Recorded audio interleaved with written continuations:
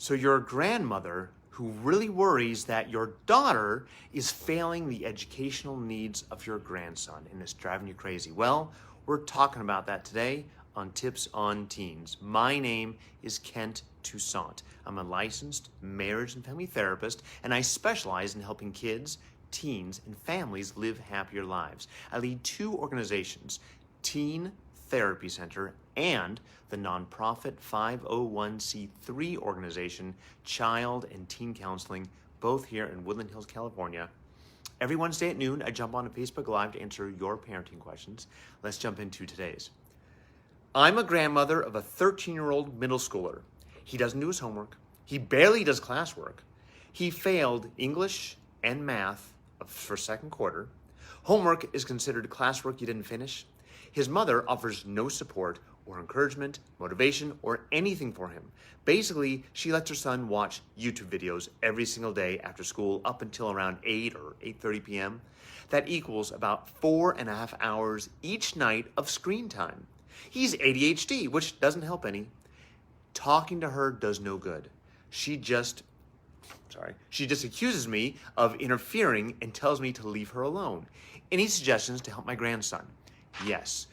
Thank you for your question. And I do want to acknowledge how frustrating and how helpless this must feel for you because you perceive your daughter failing your grandson's educational needs, and clearly, you care about him a lot.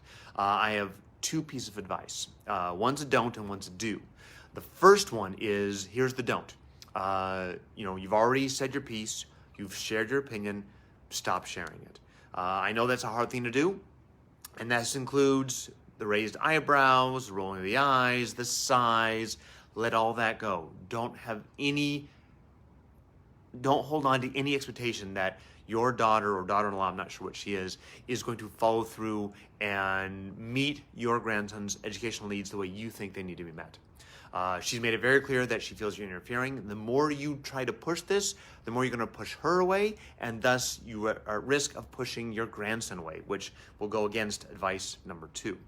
Advice number 2 is, if you were local, make time with your grandson. If that's, coming over every Tuesday to play cards or walk the dog or go get frozen yogurt or whatever that is, have quality time where you're engaging with your grandson and he can talk about things that he wants to, even things that you know nothing about. You know nothing about Minecraft or Magic the Gathering, but enjoy that he enjoys it and that he's sharing it with you, and have a good time with him. So number 1, he's off screens during that time, and number 2, he's building this connection and trust with you, and through that, your values and your positive view of him, that unconditional and positive acceptance that he feels for you, may be the thing that helps guide him to make more positive choices throughout his life. Because he's not going to be 13 forever. And not that he doesn't have access to these things at 13, but as he gets into high school, he's going to have more access to skipping school, doing drugs, doing all kinds of things that are scaring the heck out of you.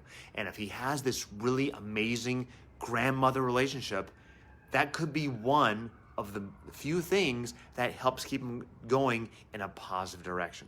I know it's not an easy ask, any of this, but you really don't have much control. And the more you're trying to impose control over something you don't have control over, it's going to affect everyone negatively. No one's going to benefit from you pushing this. His parents know, you know, he may even know. So instead of focusing on things you can't control, focus on what you can, and that's connecting with him. And if you are in one state and he's in another state, that means jumping on a Zoom every Tuesday to play Uno online, and then maybe that's what you do. It's still screen time, but it's quality screen time with grandma. So that's what I recommend. That is our question for today. If you have more questions, you can always call us here at Teen Therapy Center anytime. If you have a question you want me to answer on a Wednesday for Tips on Teens, email us at tipsonteens@teentherapycenter.com. You can also direct message us right here on Facebook. We love your questions. Thank you so much. Have a wonderful week. And my name is Kent Toussaint with Teen Therapy Center and Child and Teen Counseling. And I will see you next Wednesday at noon. Bye-bye.